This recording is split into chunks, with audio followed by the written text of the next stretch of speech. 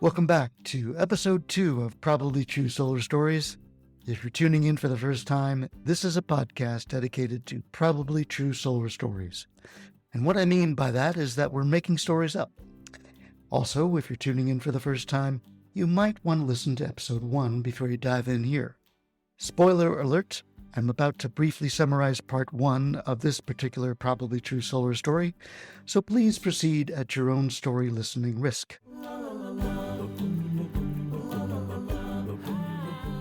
In real life, you never hear about the perfect heist. That's because when a real-life heist is perfect, there are no witnesses, the criminals disappear, and the case goes cold. Boring. Now, in a fictional heist story, something always goes wrong. It has to. It's a storytelling rule. So why should that change for a solar heist story? When we last left Mazz Botticelli in part 1, he'd made a deal with his neighbor, Charlie Boston, to liberate some illegally imported solar panels from a U.S. Customs warehouse. In part 2, Mazz makes the perfect plan. And of course, that perfect plan becomes an unlucky, no-good, bad day heist. But it makes for a fun story. Here we go. The Solar Heist, or How I Got into the Solar Business, Part 2, by Tor Solarfred Valenza. My original plan was very solid and very easy. The solar panels were being stored in a Port of Oakland warehouse that was guarded and monitored by U.S. Customs and Border Control officers and their very trained dogs. Both the dogs and the CPB officers are actually very sweet when they're off duty. When on duty, they will bite, they will shoot, and they will hurt. Fortunately, I knew Max the man and Max the dog. Max the man was a CPB officer who had a passion for consuming and selling a certain kind of organic mushroom that I happened to cultivate in my basement. Max the dog was a CPB German Shepherd who had a passion for peanut butter dog treats that I bought from Costco. So both Maxes liked me and benefited from our friendship. The plan was simple. Max the man would take care of the paperwork. He would also make sure that Max the dog didn't care about me and my 3 associates wearing oddly fitting U.S. Customs uniforms that smelled a lot like Max the man. Max the man scheduled Charlie's solar panels to be transferred on the following Friday night. And by transfer, that meant 4 trucks transferring the modules to an industrial shredder that was owned by CPB, whereupon the solar panels would be turned into industrial confetti. The shards would then be transferred forthwith to the nearest landfill. As long as Max the man's paperwork said that Charlie's panels had been sliced and diced, then Charlie's solar panels no longer existed, at least as far as U.S. Customs were concerned. Everything was set up on my side, but I was worried about the merchandise. I talked to Charlie. What if your panels are a piece of shit, like defective? Not like you can fill out your warranty and get them replaced. I'm not worried about it, said Charlie. These solar modules are what the industry calls Tier 1 and bankable. And what I mean by that is banks and investors only fund loans and invest in solar projects that use top-quality panels from a very short list of 20 or 30 vetted solar manufacturers. Clearly, some of the manufacturers on that list had good and bad factories that used forced labor. I tried to do the right thing and get the good ones, but I'm not going to hold up my project for 6 months to go bankrupt for somebody else's corruption. Besides, those panels are more of an environmental problem in the dump than being used. Any more questions? No, I'm just making sure this is worth the risk. I'm not going to do it again. It is, Mazz. Trust me, I have to do this. Okay, and we're set for next Friday. Me and my 3 associates are going to pick up the 4 truckloads of modules and bring them to the shredding facility. Except they won't actually be going to the shredding facility. Instead, they're going to go to your warehouse. I'm assuming you have a warehouse? I'll text you the address. Charlie and I shook hands. He accepted my fees and terms without even bargaining. So far, so good. And then it wasn't so good.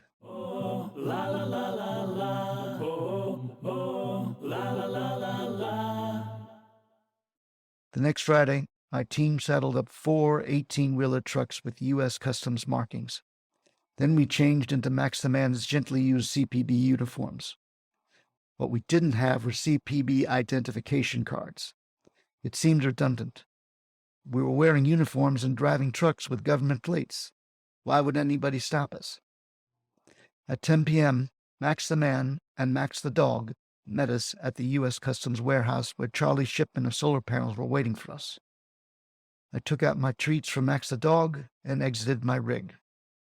When Max the Dog saw me step onto the cement, he headed toward me. It was a slow creep, and then he started building up speed. Then it looked like a gallop. He was fast, like a launched torpedo heading for a direct hit. I froze and looked up to Max the Man. This happened with every job. I think Max the Man liked seeing how close Max the Dog could get to me before giving his A-OK whistle command.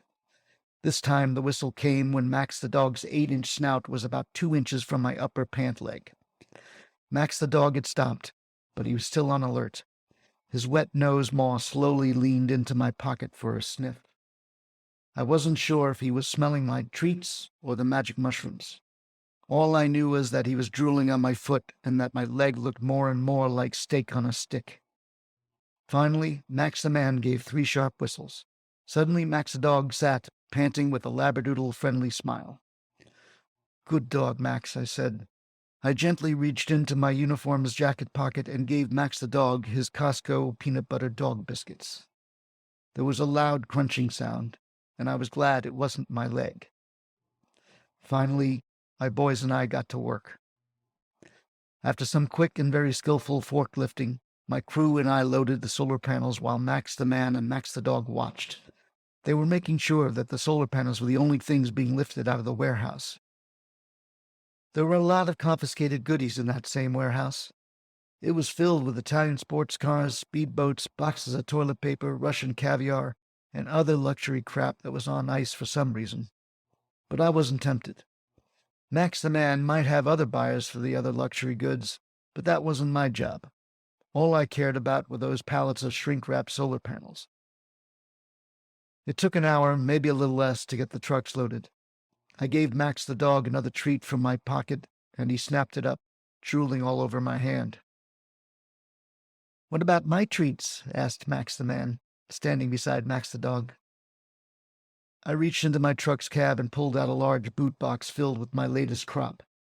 I opened the box and showed Max the Man the baggies inside. But Max the Man wanted further confirmation. He pointed to a random baggie inside. "Just give me a whiff of one of those," he said.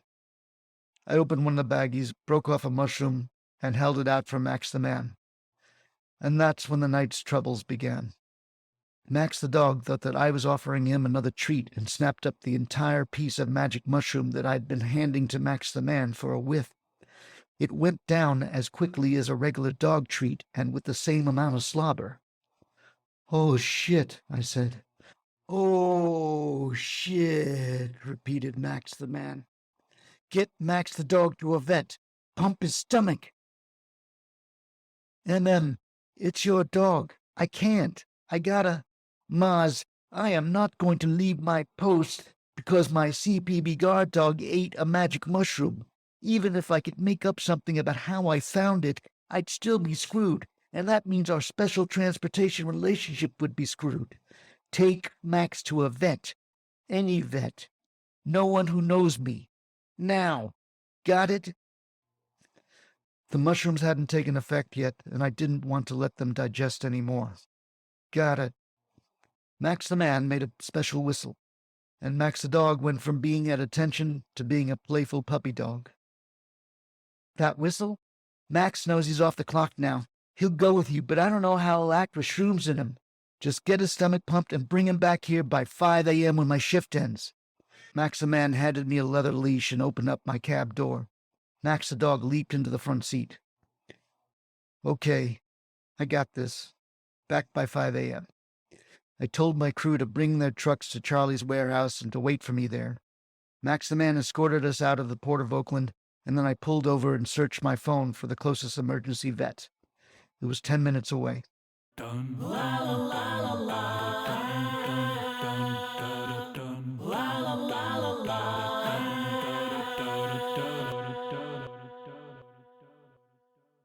I shifted the truck into gear and kept looking at Max the dog, expecting that he would turn into Cujo at any minute. It's usually pretty easy to drive an 18-wheeler down Oakland streets late at night, especially when you're driving with U.S. Customs plates and wearing the uniform. So I didn't think there was a risk to going 50 miles per hour in a 30-mile-per-hour zone and powering through a yellow light. But that's when an Oakland cop seemed to disagree with me and he flashed his lights. Max the dog started whimpering. Maybe he was seeing me as another dog, or maybe he was seeing me as another dog biscuit he wanted to eat. I couldn't tell. What I did know was that I had no U.S. Customs ID or driver's license or anything except a copy of Max the man's paperwork. I pulled over and shut off my engine. There was no way to risk a police chase. I just had to play along and hope he'd let me off with a warning. The Oakland cop came up to my driver's side door and indicated for me to step outside. "What's the rush?" he asked calmly. His nameplate read Officer Paul Grazer. Before I could answer Officer Grazer, Max the dog's magical mushroom trip started, and it was a bad one. As soon as I opened the door, he bared his teeth and lunged out the window, barking madly at Officer Grazer. I got out and shut the door on Max. He kept barking and growling against the window pane. "Max, down," I said. I whistled in the same way that I heard Max the man whistle to signal that Max was off the clock, and Max the dog became a gentle puppy again, at least for 30 seconds. "What's wrong with him?" asked Officer Grazer. "He just swallowed some magic mushrooms," I wanted to say. But actually, Max had given me the perfect situation to avoid getting out my ID and opening up the back. He's doing his job, protecting me and the cargo. "What's in the cargo?" "A load of confiscated solar panels. It's headed for shredding. They were made with Chinese forced labor. There's a law against importing that." "You got your paperwork? ID?" "Sure do, but it's in the cab." We both looked at Max. He started growling at us, then pacing back and forth on the cab seat, back and forth and back and forth. "Max," I said gently. Hearing my voice call his name, Max briefly returned to reality. He stopped and licked the window for a second, as cute as any golden retriever. Then he returned to being a hellhound, baring his teeth at Officer Grazer. "You know how to handle that dog?" asked Officer Grazer. "Of course I do, but he's hungry. That's why I was in a rush. I needed to drop the load and get Max to his dinner." Max the dog gnawed his teeth at the closed window, fogging it up and showing Officer Grazer how hungry he was. The fogged window made Max look even more like a horror movie special effect. "Solar panels, huh?" said Grazer. Grazer turned off his vest camera. Suddenly, Max wasn't the only person off the clock. "And you say they're going to be destroyed? That's a shame. You mind if I take a look?" "Keys are in the cab." We looked at each other, then at Max. "You looking to go solar, Officer Grazer?" "I've been thinking about it," said Officer Grazer. If I had any doubts, it was now clear to me that my already unlucky, no-good, bad day heist was about to get worse. I was about to be hijacked by a crooked Oakland cop. Max began barking again. "Well, if you want to look in the back," I said over Max's barks, "let me get you my paperwork, keys, and ID." The moment I put my foot on the cab step, Max howled and then stared directly at Officer Grazer. Grazer looked at Max, thinking if he really did want those solar panels. And then he decided he didn't. "Never mind," said Officer Grazer. "Just slow it down." Grazer turned and began walking back to his car. Relieved, I opened the cab door just a crack, intending just to slip my leg in, but Max was too agitated. 125 pounds of teeth and muscle nosed its way out of the narrow truck door opening and leaped onto the Oakland street, heading straight toward Officer Grazer. I tried Max's calming whistle, but my mouth was too dry. Only a wisp came out. All I could do was warn Grazer.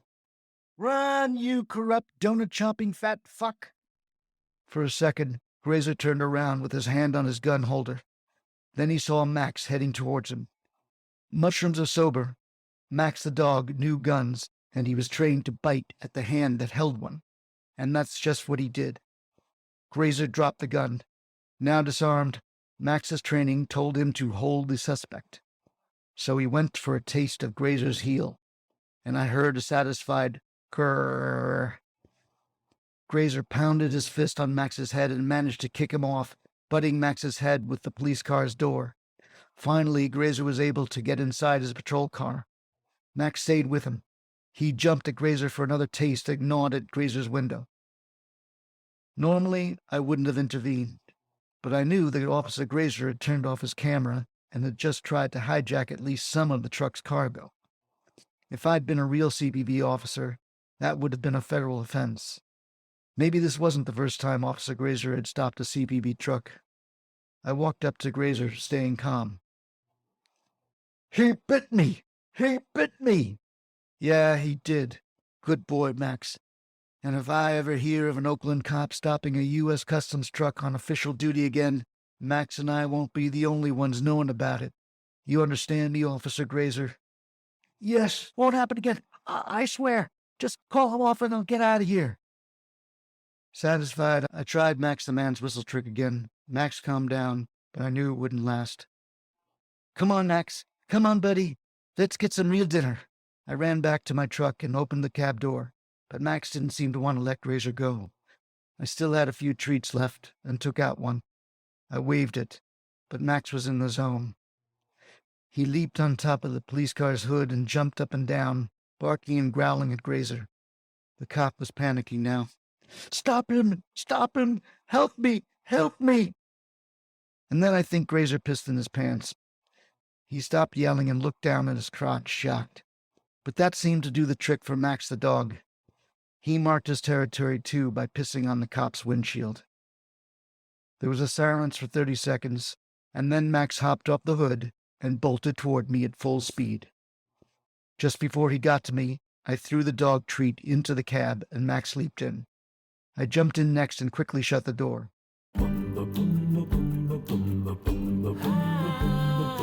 As soon as my door slammed, Officer Grazer peeled out in a U-turn, probably heading towards a nearby urgent care center or emergency room. Since his vest camera was off, I was confident he'd report a random dog bite, not this incident. I kept up Max the man's whistling trick all the way to the vet. It seemed to calm Max down every time, turning him into a whimpering puppy dog for a minute before turning him back into an extremely mad guard dog. At the vet, I used my uniform as a cover. I told the doc that Max had found a stash of magic mushrooms and had eaten one by mistake. Thankfully, it wasn't dangerous. Max just needed a strong sedative. Whatever dreams he had after that, they must have been peaceful, because I was able to carry him back to the truck and put him into Max the man's arms without another growl or a bark. Max the man was happy, I was happy, and Charlie was super happy when he walked into his warehouse and saw his full shipment of solar modules. "Neighbor, you are the best," said Charlie. He took out his cell phone. In a few seconds, I got a notification confirming that I'd received our agreed payment in Bitcoin. "Any problems?" "You really want to know?" "No, I don't. But tell you what, I have a bonus for you. How would you like to go solo?" "Don't you need all these panels?" I always order extra. Even with the best quality panels, some are going to break during the shipping. And then you never know when another project comes along. I've got plenty of extra for your place." I thought about it and looked at Charlie. He was beaming. For him, it must have seemed like I'd saved his life, or at least saved him from bankruptcy. To me, it was just another job, although this was a tough one. I almost said yes, but then I thought that maybe Charlie was buttering me up for another job. "No strings attached?" I asked. "No. As far as I'm concerned, you're out of the solar business. My project owner talked to my exporter. He does a lot of business in China, and he assured me that I'll never have this kind of shipping problem again." "Okay, sure. I'll go solar. As long as you take care of everything, why not? Who doesn't like getting free electricity?" Boom, la la la la la. Boom, boom, boom, boom, la la la la la. Boom, boom. About 6 weeks later, Charlie's solar panels had been installed by a local solar contractor he knew. It was the same person who installed the system on his roof, he said. Now our homes were twins. We started getting attention and questions from our other neighbors. Attention and questions were things that I wasn't ever looking for. But Charlie didn't mind. How much should it cost, they'd ask. An arm and a leg, I'd say. That was more true than any dollar amount. But then they'd say, ha, seriously.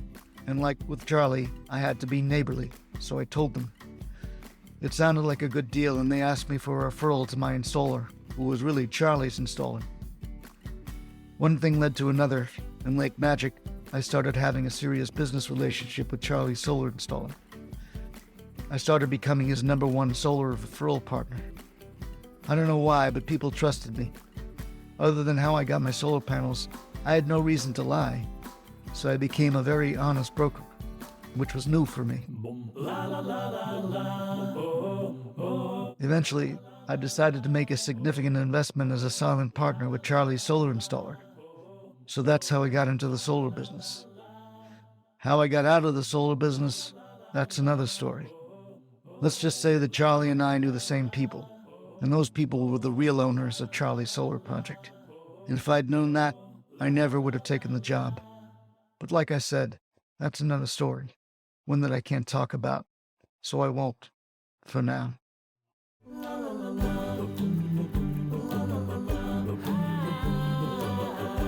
Well, that was the end of part 2, but it's not the real end. I am working on a part 3 for the last episode of season 1. So be sure to subscribe to get part 3 of The Solar Heist, or how I got into the solar business. A lot of people ask writers how they came up with their story ideas. In this case, it started with a real-life situation. As mentioned in this story, the U.S. passed a law in 2021 that bans importing anything made with forced labor, including solar panels. You can see stories in the news about entire cargo ships heading back to China because they thought their shipment might be confiscated by customs. Of course, no one in the solar industry wants to buy panels made from slave labor, but verifying that panels are made ethically can be challenging. You need quality assurance experts to follow the supply chain. So that's when I thought, as writers will do, what if a solar developer did the right thing, but his importer or his exporter made an unethical switcheroo? Delaying a large solar project can cost millions of dollars. So then I thought, what if a solar developer couldn't afford to wait and decided to steal his unethical panels to keep his clean energy project on schedule? What would he need to do? Who would he need to know? And that's how Charlie and Mazz were born. Is it coincidence that they live across the street from each other? Sure, but that's how fun stories are made. If you like this first story, please subscribe, rate, and give a review on your favorite podcast platform. If you want to be the first to hear about upcoming episodes and live solar story events, go to probablytruesolar.com and sign up for the newsletter. Next, we're going to do sci-fi. What's residential solar going to look like in 2040? Find out next week. Probably True Solar Stories is a production of Unthink Solar, PR and Communications. Be bold for solar. Stand out and educate. See you next week.